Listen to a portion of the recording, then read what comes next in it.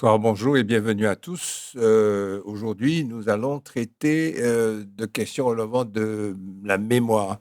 Mémoire toujours vive, puisque nous traiterons des héritages de l'esclavage et de la colonisation. Daniel, tout d'abord, ouvrira cette émission. Je vous dis bonjour à tous. Salut, Oui, en fait. bonjour. Oui. Daniel ouvrira cette émission avec un retour sur le 10 mai 2020. Non, c'est les 2001. 2001, voilà. C'est les 25 ans de la loi Taubira. 25 ans.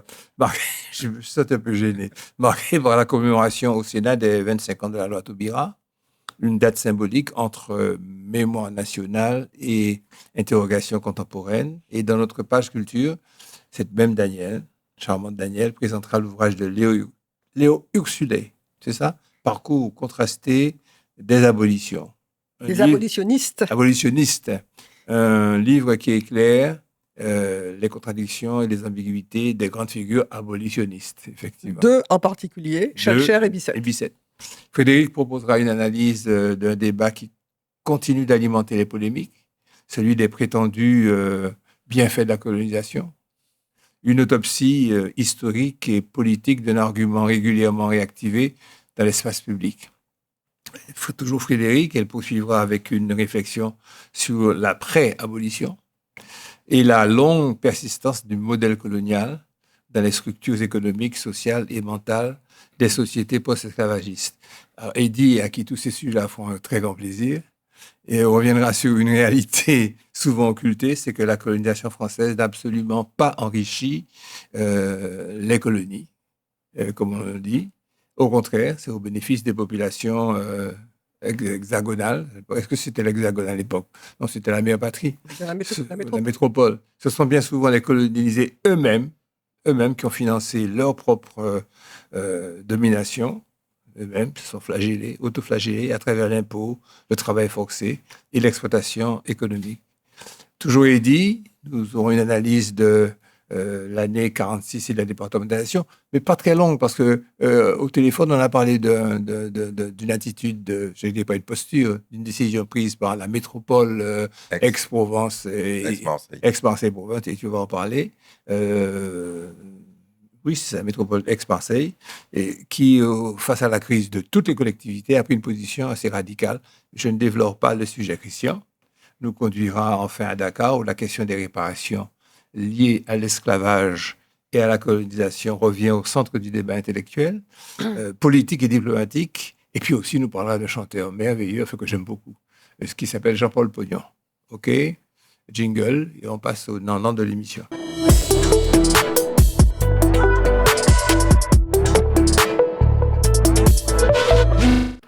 Donc, le 10 mai 2026, la France a célébré au Sénat la journée nationale des mémoires de la traite, de l'esclavage et de leurs abolitions dans le cadre des 25 ans de la loi Taubira. Une cérémonie marquée par un virage politique très fort, celui de la question des réparations. Les réparations au Sénat. Daniel? Oui, alors, c'est vrai que depuis que le 10 mai a été retenu comme date nationale pour la commémoration de la lutte contre la traite, l'esclavage et pour les abolitions. Donc, régulièrement, il y a une manifestation qui habituellement se passe dans les jardins du Luxembourg et, compte tenu du temps, s'est déroulée au Sénat. Alors, je crois que pour ceux qui sont plus jeunes et qui nous écoutent, parce qu'il n'y a pas que les gens d'un certain âge qui nous écoutent, il y a des jeunes. La loi Taubira a 25 ans. Donc, c'est déjà une génération qui est passée. Mais il faut savoir qu'avant même la loi Taubira, c'était un long processus, parce que pendant longtemps, de l'abolition 1848 jusqu'aux années 60, 70, on a considéré que c'était la République qui avait octroyé l'esclavage. C'était la figure de Schellcher. Et il a fallu un certain travail. Donc, citons quand même Armand Nicolas et sa brochure en 1962, Aimé Césaire et la statue de René Corail en 1971. Le fait qu'il y ait eu toutes les manifestations au moment du 150e de l'abolition de l'esclavage, avec aussi la marche de 1998. Donc tout ça a abouti à ce processus de présenter une loi pour que l'esclavage soit considéré comme un crime contre l'humanité.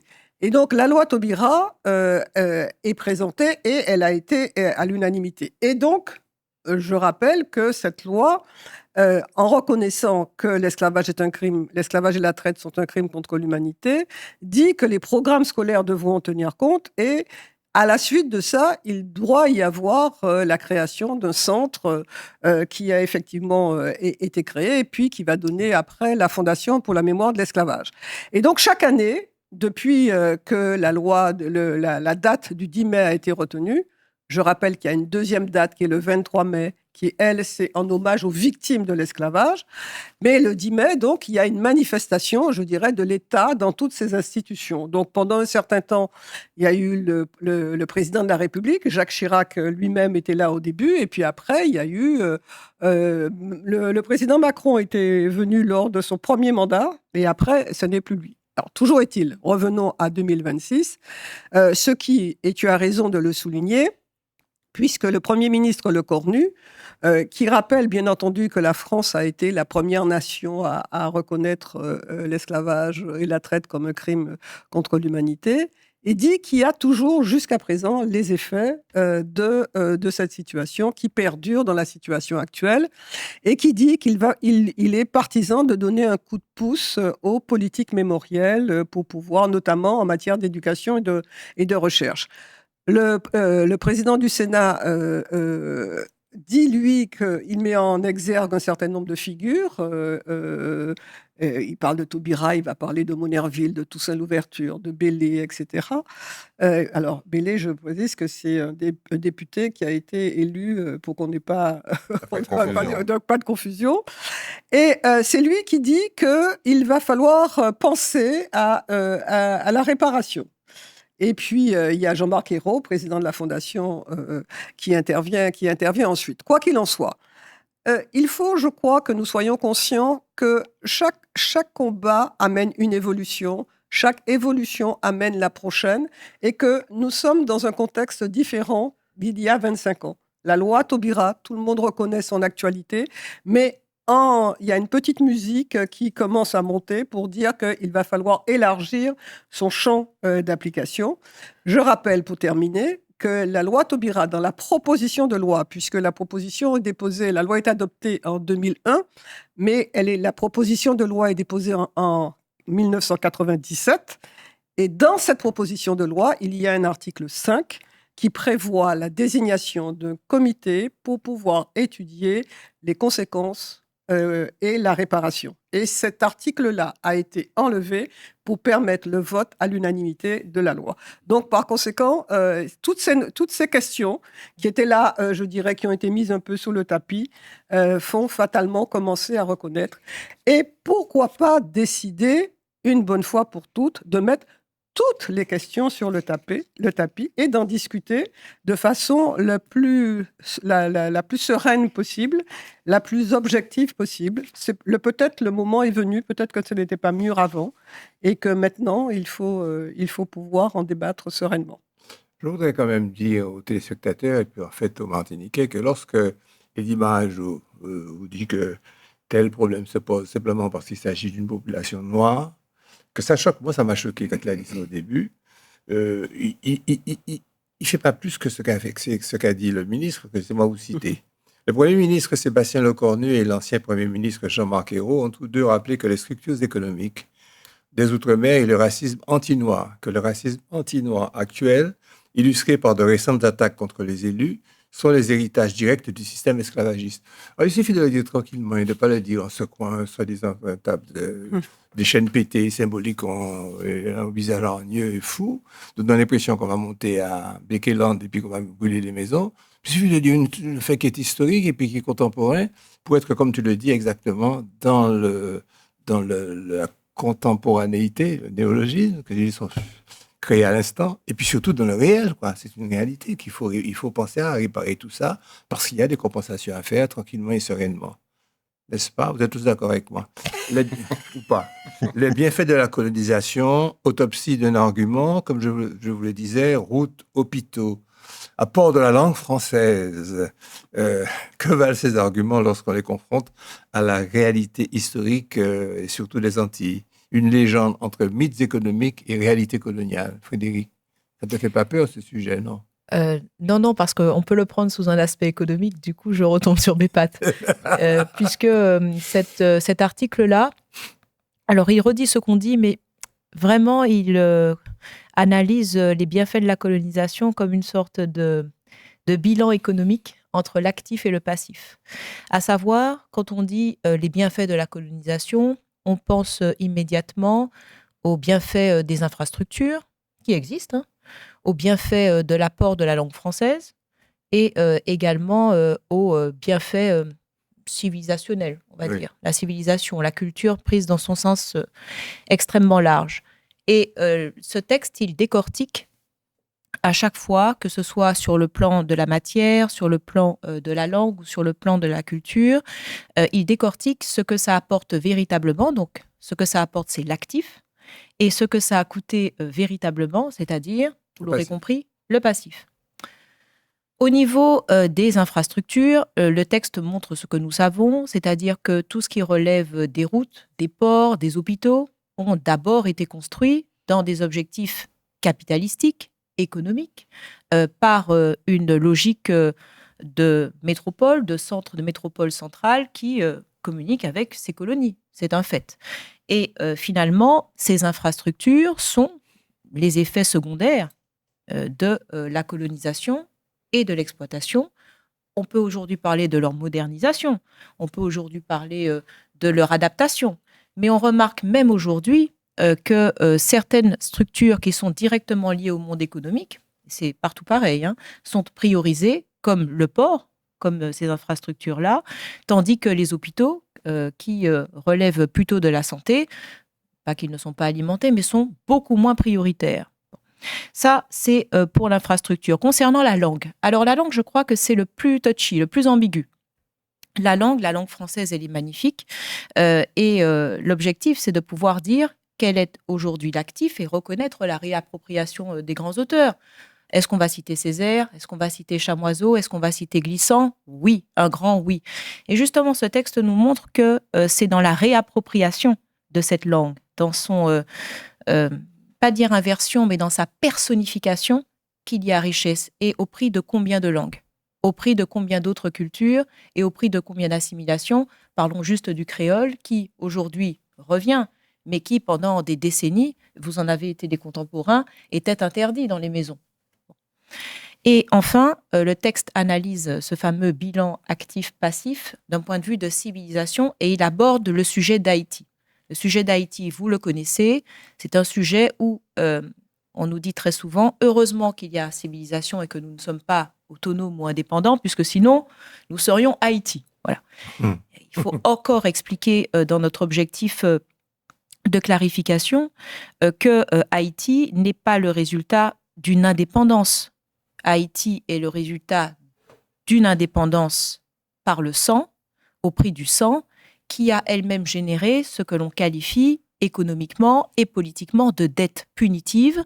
Une dette punitive qui, encore aujourd'hui, est évaluée, si on la ramène et on l'actualise en termes d'évaluation, à des milliards d'euros. 30 millions. Merci, Eddy. Je t'attendais, je savais que tu connaissais le chiffre par cœur. Monsieur Chiffre. Donc, bon, en fait, si on dresse ce fameux bilan actif-passif, mon propos n'est pas de dire qu'il n'y a pas d'actif à la colonisation, mais c'est de dire si on commence à faire cela et qu'on parle des bienfaits et donc qu'on invoque ce bilan, allons sur le bilan totalement économiquement et chiffrons les dettes humaines, chiffrons les dettes culturelles, chiffrons les dettes sociales, chiffrons aussi les dettes fiscales, chiffrons tout et après nous aurons effectivement un bilan clair, non pas pour accuser, non pas pour polémiquer, mais pour être factuel et pour cesser d'intérioriser ce terme de bienfait de la colonisation comme une réalité qui n'a absolument rien ni de mathématique ni d'économique. Invoquer les aspects positifs revient à ignorer la colonne des coûts humains, anéantissement des Amérindiens, déportation de 600 000 Africains, esclavage de masse et indemnisation des colons et non des esclaves en 1848. Ça, c'est l'histoire.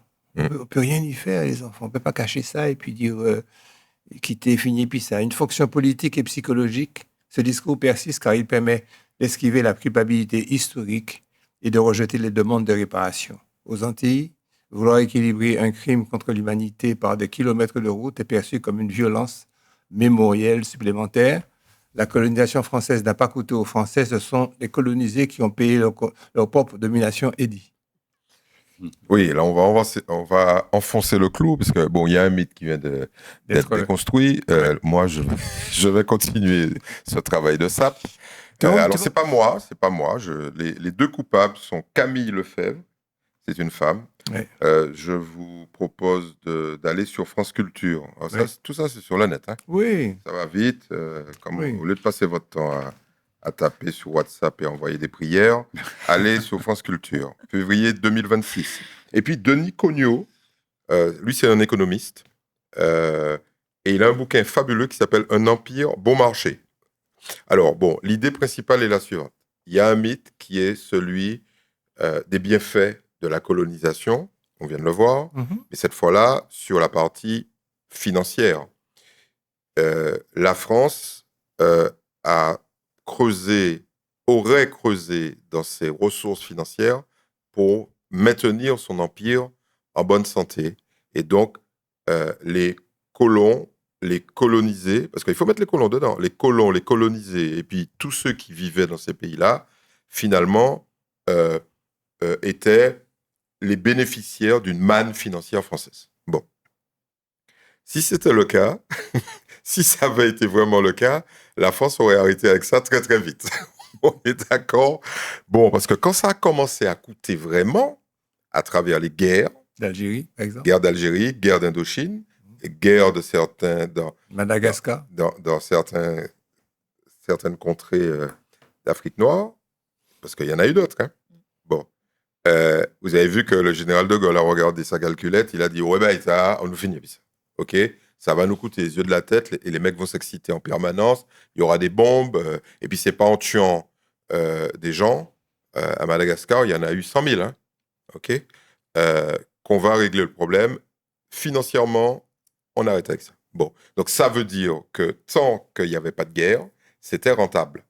Et donc, les études de ces deux chercheurs ont permis d'inverser et de détruire le mythe d'une colonie dépendante de la manne de la métropole. Mais ce qui est plus grave, et on l'aura compris de manière implicite, c'est que la colonie a nourri la métropole. Bon, alors on ne va pas revenir sur l'esclavage proprement dit, par exemple.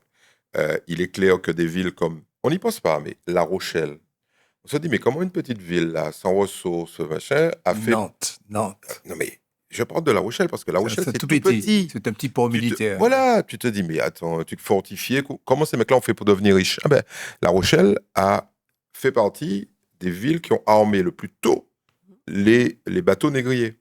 Bon, La Rochelle, on ne va pas citer tout, mais La Rochelle, Nantes, Bordeaux. Même Marseille. Même Marseille. OK, bon, bref. Donc, l'essentiel des travaux indique très clairement que la France a tiré profit de manière massive à la fois du commerce avec ses colonies, puisque la France a imposé très rapidement, comme d'autres pays colonisateurs, l'exclusive coloniale. Comme tous les autres. Comme tous les autres. Ben, les Hollandais étaient un peu plus intelligents parce qu'ils ont développé un commerce régional. Parce que la Hollande, c'était tellement petit et tellement incapable de subvenir aux besoins qu'ils ont fait du régional. Les Portugais aussi. Bon. Mais les Anglais et les Français, c'est exclusif colonial. En clair, quand, par exemple, on parle des indemnités que les colons propriétaires d'esclaves ont reçues, il semblerait que 75% des sommes qui étaient dues aux colons en raison de la valeur des esclaves qu'ils perdaient ont été récupérées par les marchands. Et les marchands, c'est des types qui avaient joué de la dépendance financière des colons en leur fournissant, en disant « T'inquiète, on va te fournir des esclaves, tu vas nous rembourser, on va te fournir de quoi manger, tu vas nous rembourser. Par contre, tout ce que tu produis, tu nous le donnes. Mais là, régulièrement, je produis, mais je ne te paye pas parce que tu oublies que tu me dois. » Et en fait, la dette énorme cumulée par les colons a éponger les indemnités au profit des marchands. On va revenir sur tout ça. Après l'abolition, la longue persistance du modèle économique colonial. Frédéric, on revient à toi? Oui, puisque l'abolition de l'esclavage est certes juridique. Daniel l'avait brillamment expliqué en parlant de l'abrogation du Code noir tacite, finalement, avec cette abolition implicite. Qui est juridique. Oui, implicite, tu as raison. Implicite, normative en tout cas. Mais est-ce que c'est une abolition c'est une abolition juridique, c'est une abolition éthique, morale, il faut le dire. Est-ce que c'est vraiment une abolition économique? On va regarder ça. Donc, aujourd'hui, quand on retourne sur ce passé économique, on voit cette abolition éthique. Et de l'autre côté, est-ce que, je ne parle pas de l'abolition, je parle d'après, est-ce qu'on a eu des entrepreneuriats libres, une constitution d'entreprise libre, un apport au capital libre? Je n'en suis pas convaincue, puisque juste après, nous avons assisté à ce qu'on appelle le salariat dit agricole. Et ce salariat agricole, aujourd'hui, on peut lui donner un nom. Vous êtes sur un territoire, vous ne pouvez pas sortir d'une île, vous n'avez aucune formation, vous ne savez à peine ce qu'est la liberté après des siècles de servitude. Ce salariat agricole, on l'appelle, et ce terme, je le trouve tout à fait à propos, de l'engagisme. Ça veut dire que vous êtes salarié, mais vous n'avez pas eu la liberté de souscrire un contrat de travail. Vous êtes obligé de travailler pour le salaire qu'on qualifie de salaire, mais qui en réalité n'est pas véritablement un salaire, et pour finalement une approbation qui n'a pas eu lieu, puisque vous êtes contraint de travailler. Ça s'appelle de l'esclavage. Ça s'appelle une continuité de l'esclavage. Voilà, c'est de l'engagisme.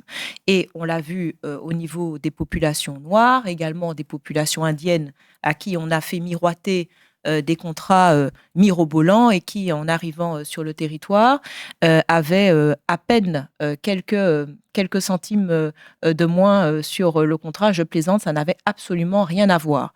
Et finalement, on a une sorte de continuité de cette structure matérielle, de ce capitalisme. Alors à la base, c'est ce qu'on appelle un capitalisme sucrier. Un capitalisme sucrier, agricole, qui a ensuite muté dans diverses agricultures. Mais ce qui est certain, c'est que ces infrastructures matérielles ont été mises en place par un système capitalistique qui ensuite, aujourd'hui encore, a des conséquences. Et je crois qu'il y a des façons de pouvoir s'en sortir de ce système par trois biais. On parlait assez fréquemment de la responsabilité, parce qu'il faut parler futur, pas que passé. On parlait fréquemment, vous savez que ça m'est cher, la responsabilité sociétale des entreprises. Je crois qu'en Martinique, ce n'est pas seulement une fantaisie. Je crois qu'en Martinique, vu le passé que l'on a, et vu la situation, le rapport au travail, le rapport à la servitude que l'on a, cette responsabilité sociétale des entreprises est fondamentale, parce qu'elle va permettre de gagner sur l'histoire. Non pas sur des réparations, comme tu disais, avec le fanion ou les chaînes, etc., mais de gagner vraiment sur notre passif économique. Ça, c'est la première chose. C'est une responsabilité aujourd'hui pour les entreprises, pour les détentrices de capital, d'être exemplaires. Deuxièmement, c'est également un modèle que l'on peut donner au monde, nous qui sommes une toute petite île, de beaucoup plus favoriser dans le monde de l'entreprise ce que j'appelle la participation et l'intéressement. On nous parle de façon très éthérée de réparation, etc. Mais il n'y a rien de mieux que la participation pour pouvoir remotiver au travail et pour pouvoir remettre les salariés qui ont eu, mine de rien, inconsciemment un tel passif dans une optique de réconciliation avec l'économie, dans une optique de réconciliation avec le profit. Et finalement, quand on pense à cette sorte de considération sur une toute petite île à grande échelle, on voit que ce sera notre possibilité de refaire France, de refaire ce fameux cheval à trois pattes dont parle ce monsieur assez fréquemment. Et il ne se refera que par, certes, la psychologie. Il faudra que ça passe par de l'éthique, de la morale et en retour, comme disait Daniel, aux réparations psychiques, mais également aux réparations économiques. Et nous y sommes sur cette rupture juridique, morale et économique. Bien. On avance dans le temps. Et on arrive à cette merveilleuse départementalisation ou la modernisation sans transformation. Ça, c'est le bémol. La départementalisation apporte l'égalité des droits aux anciennes colonies françaises, mais est-ce qu'elle accélère aussi le passage à une économie de production, un pays réellement propre à se développer, à exister par lui-même? Eddy. Oui, bon, une petite remarque, juste pour secouer un peu le landerneau. Vous avez vu que il n'y a eu aucune célébration de la départementalisation. Je rappelle que c'est le 19 mars 1946. Alors, ici, le non-dit peut être considéré comme une affirmation forte de l'oubli. On est bien d'accord? Alors, cet oubli, c'est dommage parce que, donc en fait, personne ne s'est levé un matin du 19 mars, même pas la presse. Même pas la presse. Pour dire, écoutez les mecs, si vous avez la sécurité sociale, c'est pas grâce à l'État français, c'est grâce d'abord à Aimé Césaire et ensuite à un certain nombre de syndicats qui se sont battus jusqu'au bout. Parce que je rappelle que dans les habitations, cette histoire de sécurité sociale, fallait pas la ramener, hein. On est d'accord. Bon, il y a même des ouvriers qui ont été payés pour faire le tour des habitations pour dire que c'était une très mauvaise chose d'avoir la sécurité sociale. Bon, la départementalisation nous a permis d'exister et de nous extraire de la misère. Le PIB de la Martinique de 1945 était inférieur de 50% à celui de la Côte d'Ivoire. Et quand on regarde ce qu'était la Côte d'Ivoire à l'époque, on se dit, merde, on était vraiment dans la mouise, pour ne pas aller plus loin. Bon, ça, il faut l'accepter, je dis, là aussi, c'est très objectif. Bon. Et ce qui est intéressant, c'est qu'on a bâti à partir de cette départementalisation. Mais elle a été très tôt le théâtre du prix fondamental. Alors, je parle de la Sécu. La Sécu instituée officiellement en 1946, en réalité 1960. C'est pas ça, ouais. Bon, on imagine bien que les gens qui auraient dû cotiser et qui auraient dû toucher entre 1946 et 60, il n'y a eu aucune cotisation. Donc, quand ils se ramènent dans les années 70 pour toucher leur retraite, pas ni retraite. Madame, votre entreprise n'a pas... Comment ça? Ben oui, voilà. Donc ça, la Dupri, elle est d'abord sur l'installation effective de cette départementalisation, puisqu'il faut attendre 1995 et Jacques Chirac pour avoir une égalité sociale à peu près partielle. D'accord. Mais venons-en maintenant aux conséquences économiques. Non, mais un dernier petit... Non, mais oui, les conséquences économiques, elles sont là. C'est-à-dire que comme l'égalité n'existe pas, ce qui perdure, c'est la discrimination et la pauvreté. Donc, les conséquences économiques sont extrêmement délétères. Parce que l'augmentation... Alors, il faut que les gens comprennent ça, mais en une phrase. Quand vous augmentez les coûts sociaux, enfin, il y a des salaires. Enfin, il y a des cotisations. Vous augmentez le coût du travail. Et comme l'économie n'était pas prête à encaisser un coût du travail élevé, l'économie s'effondre. Donc, le modèle économique basé depuis 1635 jusqu'en 1965 sur l'exportation de produits agricoles à bas coût, travail forcé, engagisme, enfin, il n'y a pas à payer à un pour faire sucre, ni homme. C'est fini. Voilà. Donc, il faut trouver... les substituts. Alors, parlons des substituts, et puis ensuite, tu sais qu'on a un sujet à traiter. Vas-y. Je peux le traiter, celui-là? Oui. Qui s'épanouit et qui pourrait s'épanouir ici, qui pourrait exister ici. Alors, la Dupri continue jusqu'en 2026.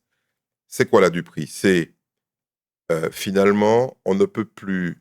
Ces colonies commencent à nous coûter un peu trop cher. C'est ça. Donc, on va réduire la voilure. Alors, moi, je pense très sincèrement que l'une des intentions majeures, c'est la réduction des sommes versées aux collectivités locales, notamment en baissant artificiellement alors là, je me fais arracher par l'INSEE, comme d'habitude, en baissant artificiellement le nombre d'habitants. C'est 175 millions de moins chaque année. Vous faites le calcul sur 10 ans. Ça dure depuis 2006, cette histoire. Bon, c'est pas grave. On baisse les dotations et évidemment, quand l'État doit donner, par exemple, sur le RSA, l'État, c'est du transfert. mais c'est du transfert qui doit être financé. Quand l'État doit donner 100 à la CTM, il donne 80. Il avait déjà commencé à donner 80 au Conseil général. Mais sur plusieurs années, il n'y a pas que le RSA, il y a quasiment toutes les thématiques de transfert, où au lieu de te donner l'équivalent de ce à quoi tu as droit, on te donne un bout. Pour que le public comprenne bien, c'était des champs de compétences revenant à l'État Qui a été transféré. qui transféraient aux collectivités, mais pas avec les sommes nécessaires Exactement. à l'exercice Exactement. de ces compétences. Alors, nous, on croyait que c'était une spécificité locale, Oui. que c'était les Noirs. Eh bien non, les Blancs aussi. Et en particulier, les plus grosses collectivités. Et donc, la réaction a été d'une extrême violence. Elle est rarissime, mais on a souhaité vous en parler. Oui, Les élus de la métropole Aix-en-Provence, Marseille et Provence, donc 92 petites communes autour de ces deux grandes villes, ont décidé de ne pas voter le budget. Les collectivités ont jusqu'au 30 avril pour voter leur budget. Sinon, l'État prend la main.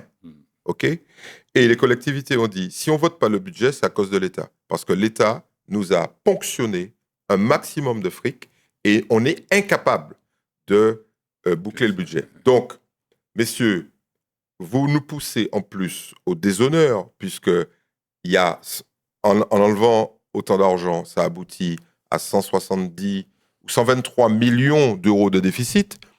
Alors, ça m'a fait sourire parce que quand on regarde le déficit de la CTM, ça fait longtemps qu'elles auraient dû se révolter parce qu'on n'est pas à 120 millions, on est à beaucoup plus que ça. Bon, et là, l'idée, c'est que l'État, pour faire ça, va devoir mettre la main à la poche, puisqu'il va falloir équilibrer le budget.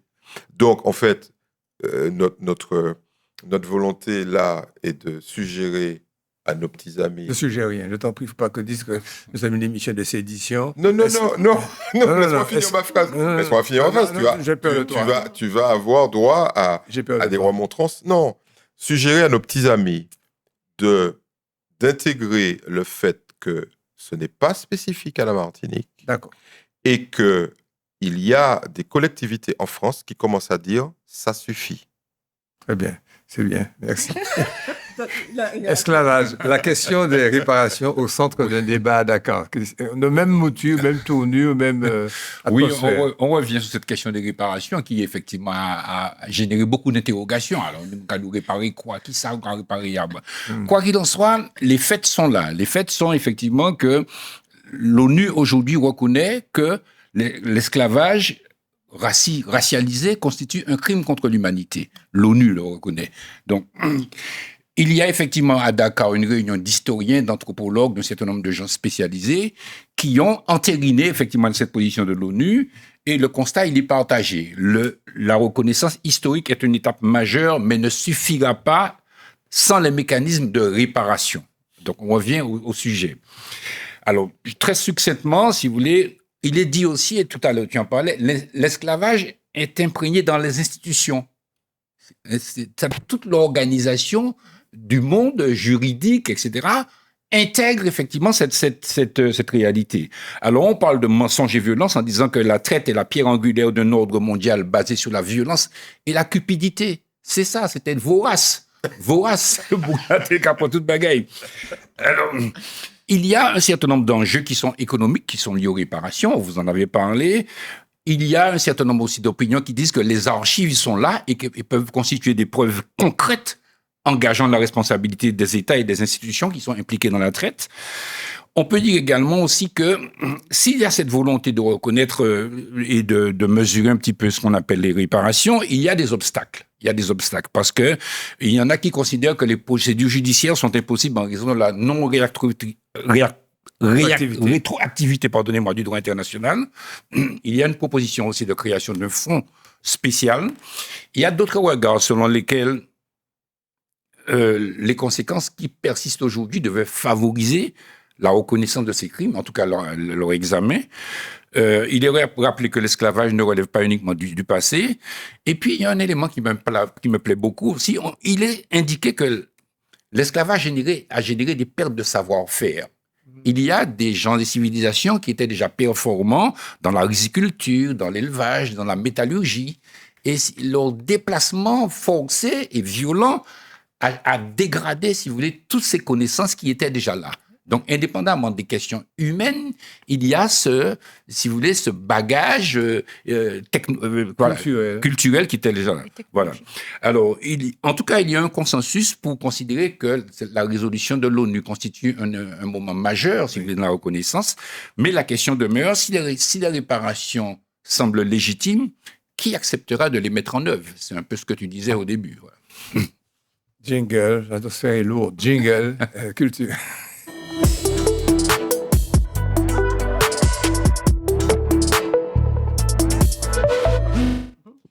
Dans la mémoire française, Victor Schœlcher incarne l'abolition de l'esclavage. L'histoire, cependant, a oublié le Martiniquais Cyril Bissette, pourtant pionnier du combat abolitionniste, à travers l'ouvrage de l'historien Léo Ursulé, comme je vous le disais en exergue. Nous faisons le retour, grâce à Daniel, sur ces deux figures mémorielles qui ont consacré l'une, et malheureusement un peu oublié l'autre. Oui, alors d'abord, ce qui est intéressant avec Léo Ursulé, c'est de rappeler d'abord qu'il est historien, il est docteur en histoire. Donc c'est quelqu'un qui a une approche scientifique de la question. Et ensuite, un constat, Victor Schœlcher, avant que ses statuts n'aient été déboulonnés il y a 5 ans, était omniprésent dans l'espace martiniquais. Alors que Cyril Bissette, il y a pas beaucoup de gens qui le connaissent. Alors, il y a le mérite, le livre, et je vous conseille vivement de le lire, de présenter le parcours de ces deux hommes. D'un côté, donc, il y a Victor Schœlcher. Victor Schœlcher, qui est issu d'une famille très aisée, il n'a pas besoin de travailler pour vivre, qui est un républicain, et c'est important de le souligner parce que pour la suite, et quelqu'un qui va donc voyager et qui, à l'occasion de voyages à Cuba, en Amérique latine, va découvrir l'esclavage et je dirais ce que ça représente. Oui. Et donc, son âme républicaine s'en est émue. Et il va s'engager, sa vie, c'est un engagement républicain. Et il va se placer du point de vue, pour lui, d'une France qui est la patrie des droits de l'homme, qui ne peut pas tolérer qu'il y ait ce problème d'esclavage. De notre côté, il y a Cyril Bissette. Cyril Bissette, il est martiniquais. C'est un mulâtre. Il est issu d'une famille aisée. C'est le neveu de l'impératrice Joséphine. Parce que sa mère, c'est comme on dit, c'est un Ichdéo, c'est clair. Et il assume sa position d'homme de couleur libre dans un système qui est un système esclavagiste. Donc, il a un certain nombre de privilèges, puisque il n'est pas esclavisé. Mais le système va le percuter de plein fouet parce que on va l'accuser d'avoir diffusé un opuscule en faveur des hommes de couleur libres, et ça va entraîner chez lui le fait qu'il soit arrêté, condamné, mis en prison, et il va être condamné aux galères à perpétuité, ce qui va entraîner, et je pense qu'il faut qu'on mesure, lorsque vous allez à la place Fabien, qui se trouve derrière le centre commercial à Fort-de-France, Périnon, il y a une place. Sur cette place-là, Cyril Bissette, avec Fabien et Volny, a été marqué au fer rouge sur son épaule des lettres Galles, qui veut dire galérien. Et il est transporté au bagne de Brest. Et ensuite, il y aura un combat juridique qui, de bannissement à perpétuité, va aboutir à 10 ans. Mais il ne pourra pas rentrer à la Martinique. Et il va vivre en France. Et à ce moment-là, il y aura une prise de conscience de la réalité du système et de quelqu'un qui va être au départ pour l'abolition graduée, va être le premier, et j'insiste sur le fait, et Léo Ursulé le montre très bien, le premier qui va demander l'abolition immédiate. Il va créer une revue, qui est la revue des colonies. Et dans cette revue des colonies, il y aura une prise de position non équivoque en 1835 pour l'abolition immédiate. Et c'est le seul qui le dise en France. Toutes les revues et tous ceux que ce soit Isambert, Gatine, De Breuil, qui sont pour l'esclavage, ils sont pour l'esclavage gratuit. Il est le premier et le seul. Et ça entraîne un certain nombre de critiques. Il a un certain nombre de procès avec les colons de la Martinique, etc. Bref. Qu'est-ce qui se passe? Pourquoi pour ne pas être trop longue, pourquoi cette figure, et les Martiniquais sont très conscients de ce qu'ils doivent les Martiniquais de l'époque, de ce qu'ils doivent à Bicêtre, parce qu'il est adulé, Bicêtre. Il y a un nombre de chansons extraordinaires sur Bicêtre, et quand il arrive, et quand il revient à la Martinique, il a un accueil, mais qui est délirant, on l'appelle Papa Bicêtre, et il y a, en fait, ce qui se passe, c'est qu'il y aura eu une opposition entre Schellcher et Bicêtre. Et Schellcher va faire tout pour que Bicêtre n'ait pas le poids qu'il voulait faire. Il va tout faire pour qu'il ne fasse pas partie de la commission d'abolition. Voilà. Et ça sera un autre mulâtre, Périnon, qui va être choisi pour faire partie. Et le poids politique de Schellcher fera que Schellcher aura la prééminence. Et Bicêtre va aussi souffrir chez les intellectuels martiniquais, et ça dure jusqu'à maintenant.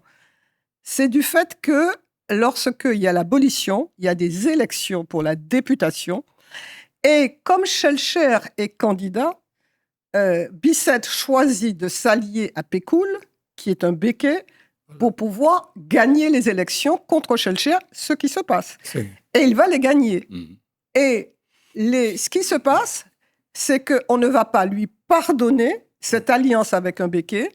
Et ce qu'il faut comprendre, c'est qu'il n'est pas possible de gommer. Tout homme on peut penser ce qu'on veut, mais on ne peut pas occulter le fait qu'il a eu cette prise de position contre l'esclavage. Alors, je termine en disant qu'à l'heure actuelle, aux archives territoriales, depuis mardi, il y a une exposition sur la revue des colonies et sur Bicêtre, avec des panneaux qui sont très documentés. Je vous recommande d'aller voir pour connaître davantage l'apport de Bicêtre, l'apport de la revue des colonies dans la lutte contre pour l'abolition de l'esclavage. Merci, madame. Lydie. 30 secondes. Ce qui alimente le ressentiment de certains intellectuels martiniquais contre Bicêtre, c'est que Bicêtre, avant d'être accusé, marqué, faisait partie d'une milice qui allait chercher les Noirs évadés dans la forêt. Aussi. Et certains des esclaves ont été pendus en place publique à Saint-Pierre, et Bicêtre faisait partie de ceux qui les capturaient. Et ça, évidemment, ça ne peut pas s'effacer non plus. Voilà. Non, tout à fait. Alors, plus exactement, c'est son rôle lors de l'insurrection du Carbet en 1832. C'est son rôle à ce moment-là. Mais cet homme-là, il a pris le prix fort en allant au bagne et en prenant cette position. Donc, il s'agit de tout dire. Oui, il faut dire ça aussi. Oui. D'ailleurs, on oublie de dire ça. Il faut tout dire. Ouais. Il faut tout dire. Si je vous parlais de Saint-Paul et puis de sa prise de conscience, qui était un général romain qui allait fustiger et puis qui est tombé sur le pont. Bref, on ne va pas faire ça. On va chanter. Jingle, musique.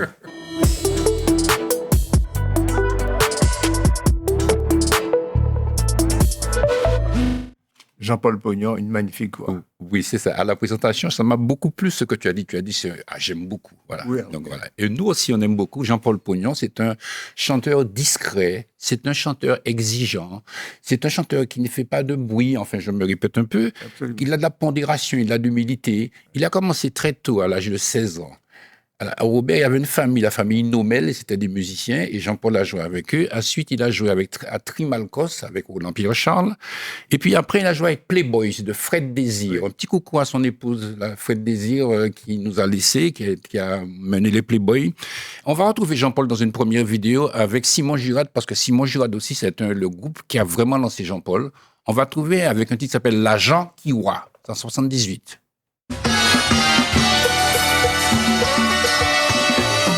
Argent, notre obsession, notre rêve, c'est toi.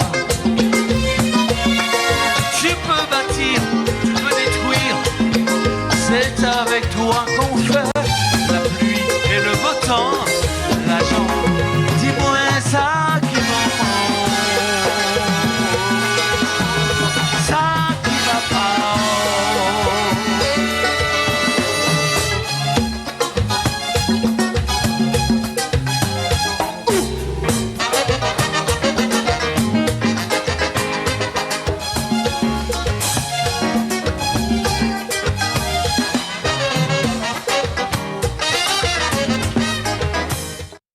Alors, Frédéric n'a pas raté l'occasion de faire le parallèle entre pognon et l'argent. En tout cas, Jean-Paul a fait plusieurs tentatives pour faire des disques à son nom. Il a fait au moins 6 albums à son nom. Et il a porté sa voix aussi à de nombreuses expériences. À Kassav, il a travaillé beaucoup avec Jean-Philippe Martelly. Et puis, plein d'artistes, je vais vous en parler tout à l'heure. On va écouter Christy, c'est le deuxième titre que je vous propose. C'est un titre qui a marché quand même. Avec ton idée au ciel, en étoiles dans la nuit, on va chalet projeté, tout Paris qu'a rêvé. Tapis rouge et limousine, photographe et magazine. La vie dès qu'on rêve en compte, petit mon mari. Aïe, aïe, Christine, aïe, oh la la, aïe, Christine.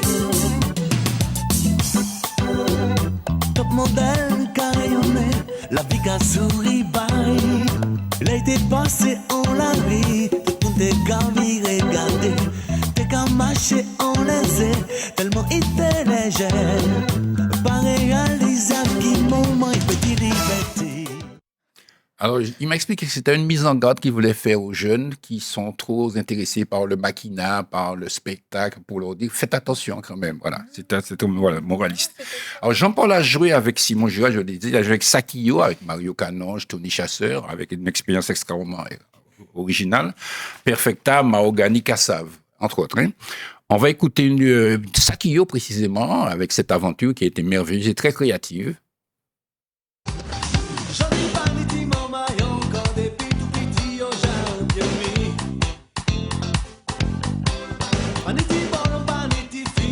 Changer, oh là nous va aller. Dis-moi, ma puis physique, a fait la jet tous les jours, yo qu'à jouer. Si vous voulez sortir en jeune fille, prends précaution, moi t'es bien qu'il a génie. Et d'ailleurs, chanson, c'est l'innocence, yo. Et d'ailleurs,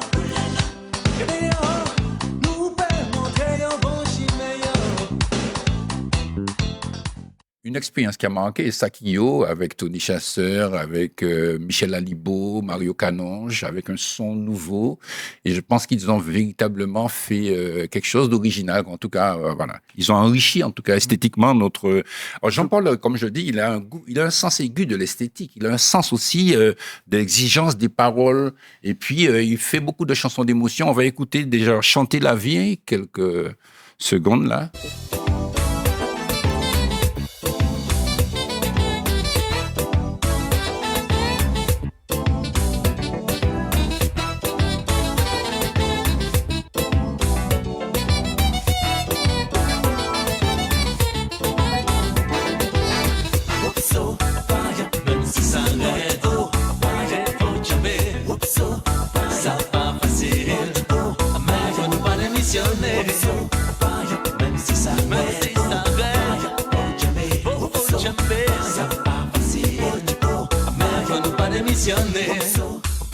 Même si ça rêve, faut jamais, ça pas facile. Mais faut nous pas démissionner. Même si ça rêve, faut jamais, ça pas facile. Alors, Jean-Paul a fait un séjour aussi assez étendu dans l'Hexagone, comme on dit, comme beaucoup d'artistes, quoi, pour tenter des expériences, pour travailler dans le milieu antillais. Je pense qu'il s'est enrichi. Il a beaucoup connu beaucoup d'artistes. Hein, et c'est à ce moment-là aussi qu'il a travaillé avec Kassav. Il a travaillé sur le 3e album de Kassav. Là, je vais vous faire écouter une chanson, que j'espère que c'est la bonne. Ça s'appelle Oussav. C'est très, très, très joli. Écoutons. Ils ont tellement, oui, galvaudé, pas trouvé, mot qui plus fort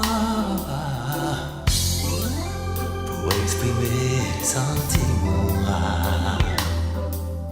Il cache un là comme ça depuis longtemps, pas même le temps passé. On s'est dit qu'on s'essayait pour matin.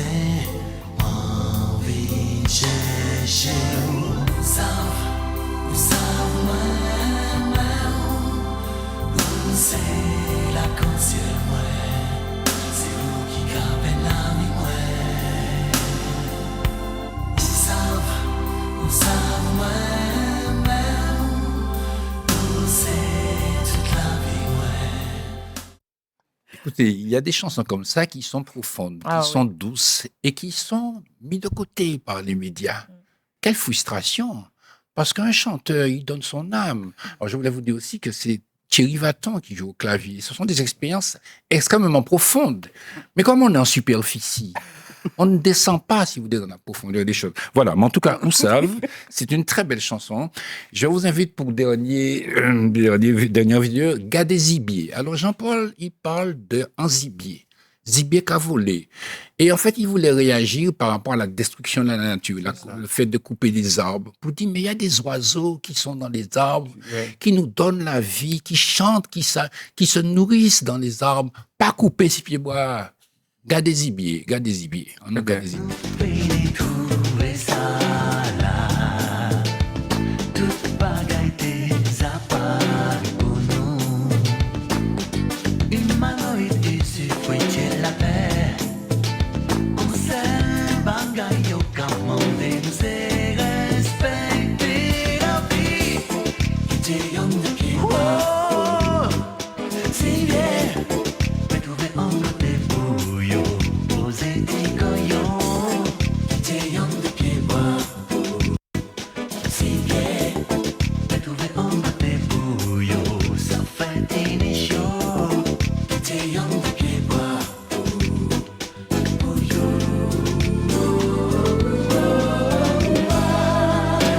À gauche. Si l'homme, on a Dieu penché à droite. Alors, mesdames et messieurs, j'espère que vous avez aimé, mais je pense que c'est très joli et nous avons l'obligation de refouiller un petit peu dans nos patrimoines pour faire sortir ces chansons qui nous nourrissent intellectuellement, qui nous nourrissent culturellement et nous permettent peut-être de créer un pays merveilleux. Bravo. Bravo, Très vraiment. difficile de prendre la parole après une chute aussi poétique de Christian. Je vous remercie d'avoir suivi notre émission spatio. Non, c'est le même endroit, même petit pays, temporel, qui parle de la colonisation qui arrive au jour d'aujourd'hui. Nous avons essayé de traiter en regardant l'histoire dans les yeux, si l'histoire a des yeux, et pour essayer d'expliquer à nos confrères, c'est pas nos confrères, à nos homologues de la communication, qu'il ne faut pas trop imiter les réseaux sociaux, il ne faut pas s'embarquer dans de la hargne, dans de la rogne, dans de la grogne, mais qu'il faut avoir le sens du vrai, de la justesse des propos. Et du beau. Le beau aussi, le beau c'est toi. Nous regardons donc notre histoire avec sérénité, avec patience, avec passion, mais nous la regardons aussi sans outrance, sans excitation, et en essayant de contextualiser les choses. Et c'était comme ça, on en parle maintenant parce qu'on veut que ce ne soit jamais plus comme ça. À la semaine prochaine.